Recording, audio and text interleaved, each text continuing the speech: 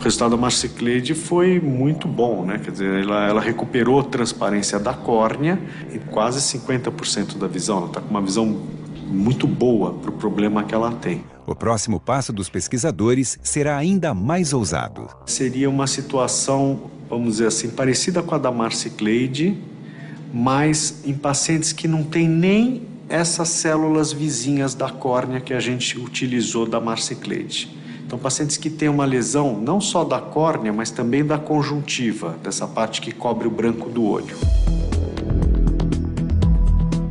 E para conseguir isso, José Álvaro encontrou uma parceira no Instituto Butantan da Universidade de São Paulo, Irina Kerkes. A pesquisadora russa, radicada no Brasil, descobriu uma alternativa nos dentes de leite das crianças. Pois dentro da polpa desses dentes existem milhões de células-tronco. Então, nós mostramos que a célula de polpa de dente e a célula límbica, ela é praticamente a mesma coisa, tá? Que ela é muito parecida com a célula tronco límbica do olho. É aquela célula tronco que normalmente se encontra no olho para reconstruir, tá?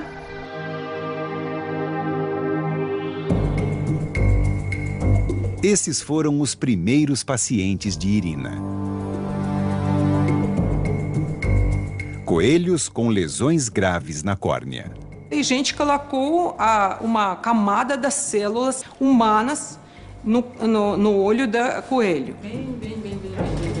Nos meses seguintes, os pesquisadores viram algo incrível acontecer.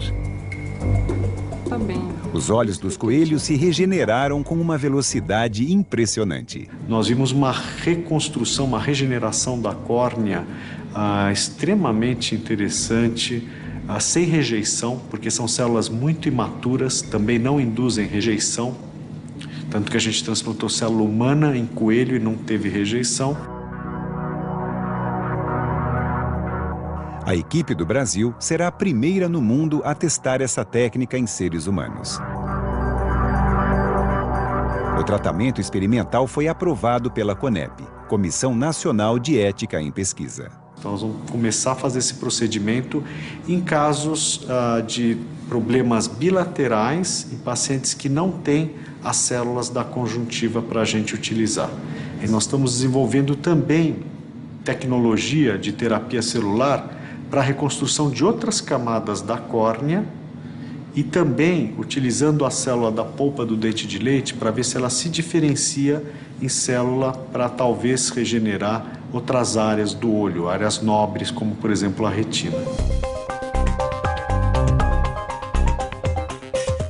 Mas nenhuma descoberta da ciência brasileira impressionou mais o mundo do que o uso de células-tronco para o tratamento da diabetes. Em 2009, os olhos do mundo se voltaram para um tratamento experimental que uniu quimioterapia à aplicação de células-tronco para tratar uma doença sem cura.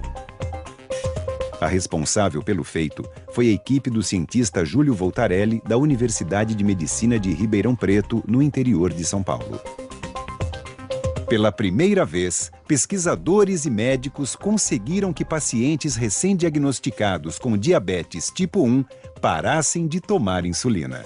Entre esses pacientes estava o dentista Jaider Furlan. Hoje, para ele, a doença é passado.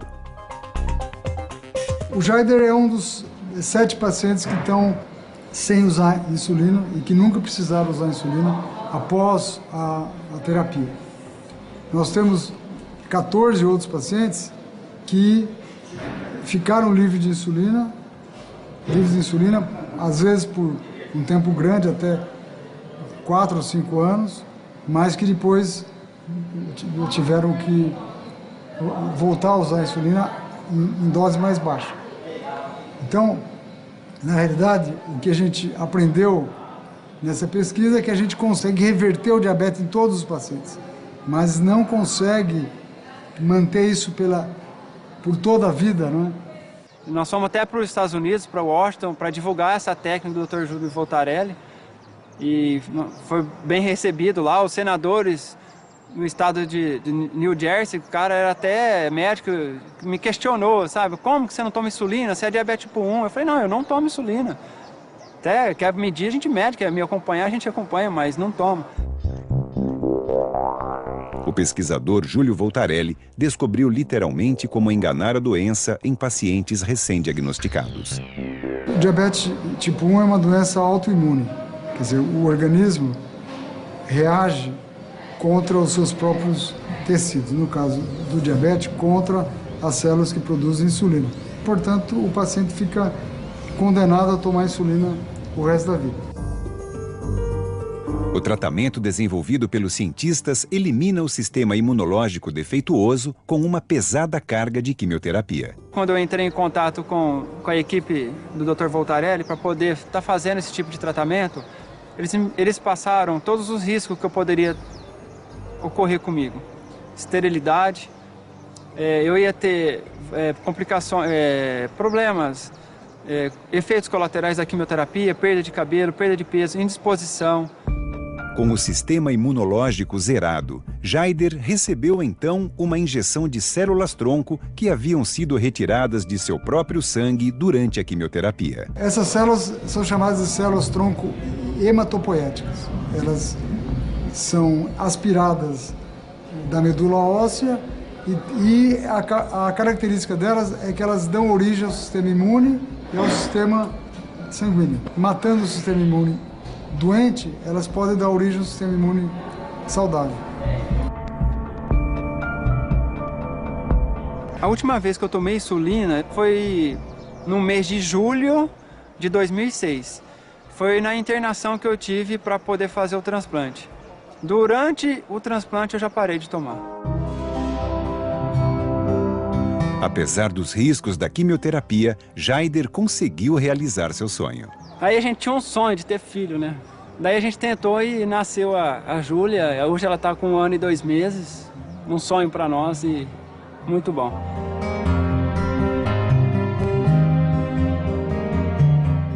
Apesar do resultado ter sido muito bom, não é o tratamento ideal. Nós queremos um tratamento que seja mais light e que mantenha a resposta por mais tempo. Por isso que nós optamos por uma outra forma de tratamento, usando um outro tipo de célula que é chamada célula-tronco mesenquimal. O pesquisador quer eliminar a etapa mais agressiva do processo, a quimioterapia. A chave está em usar células-tronco da medula óssea de um paciente não diabético e cultivá-las em laboratório. Essas células-tronco são reinfundidas no paciente pela veia e a ideia é que essa célula vá, suprimir a resposta autoimune contra o pâncreas e, portanto, dispensar o uso de quimioterapia. A equipe do Dr. Voltarelli pode estar prestes a mudar a realidade de uma das doenças que mais cresce no planeta. E as pesquisas no mundo indicam que a ficção científica pode estar mais perto do que imaginamos.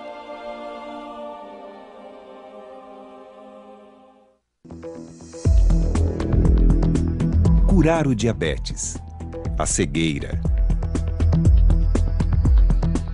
doenças genéticas. As células-tronco apontam para o início de uma nova era com possibilidades que parecem inesgotáveis. Um trabalho recente que está começando um ensaio clínico mostrando células-tronco transportando substâncias.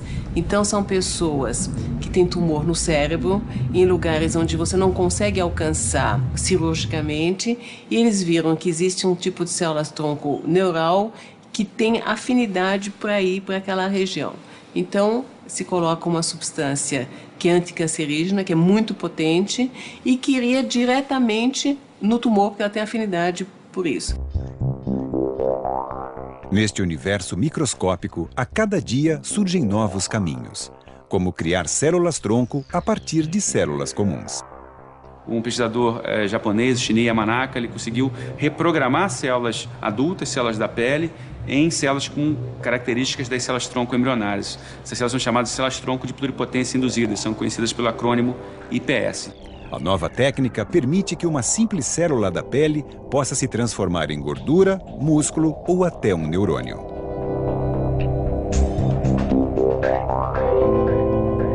Mas para que as células pluripotentes sejam usadas em tratamentos, ainda existe um grande obstáculo.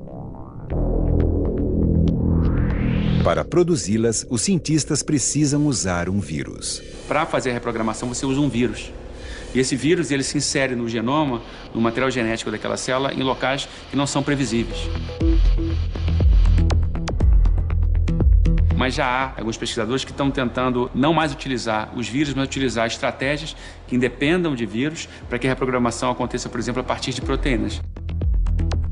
Se a ciência superar esse desafio, a revolução das células-tronco vai ganhar uma dimensão ainda mais ousada. A gente pode pensar em vários cenários, né? Um deles, que talvez seja o mais imediato, é você utilizar a célula-tronco não como uma peça de reposição, mas como uma peça de comparação com o indivíduo, com o paciente. Então você pode, por exemplo, pegar uma célula da pele desse paciente, reprogramar essa célula, transformar essa célula num neurônio e estudar, por exemplo, uma doença como esclerose lateral amiotrófica, esclerose múltipla, Parkinson. Eu não posso tirar a amostra do cérebro da pessoa para ver o que está acontecendo. Mas eu posso pegar uma célula dessa pessoa e derivar linhagens que correspondem às linhagens que existem naquela pessoa. E aí sim eu posso estudar melhor o que o gene está fazendo de errado, como corrigir, estratégias tanto de terapia gênica como drogas, né? Tentar agentes farmacológicos, né? E você vai estar, na verdade, tirando a informação de um paciente, levando para um outro contexto, que é o contexto do interior do corpo daquele paciente. Você tira da pele e transforma, por exemplo, num coração. Cientistas em todo o mundo já visualizam o dia em que filas de transplante serão uma cena do passado. Então eu imagino, por exemplo, que no futuro, quando você precisar de um transplante de coração, o que você vai fazer? Tira o teu coração, mantém só o arcabouço, né? Põe um artificial por um tempinho e aí você vai poder regenerar todos os tecidos do teu coração e reimplantar um coração praticamente novo, que nem um pneu recalchutado, né? E eu acho que a gente vai poder fazer isso com vários órgãos. Equipes nos Estados Unidos e na Europa já conseguem os primeiros resultados. A partir de células de origem animal, eles estão construindo em laboratório órgãos inteiros como um pulmão ou coração.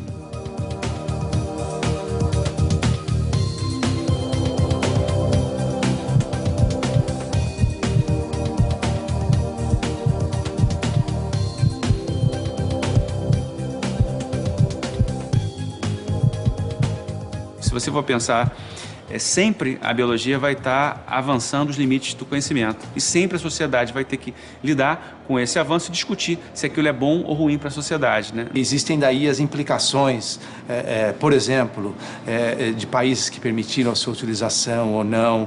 E esse é um problema que começa a envolver não só aspectos religiosos, mas também culturais. Eu acho que nós estamos vivendo um momento que talvez tenha uma semelhança, guarde alguma lembrança com o que foi o aparecimento dos antibióticos na primeira metade do século XX. Talvez daqui a alguns anos a morte seja equivalente, por exemplo, a uma doença.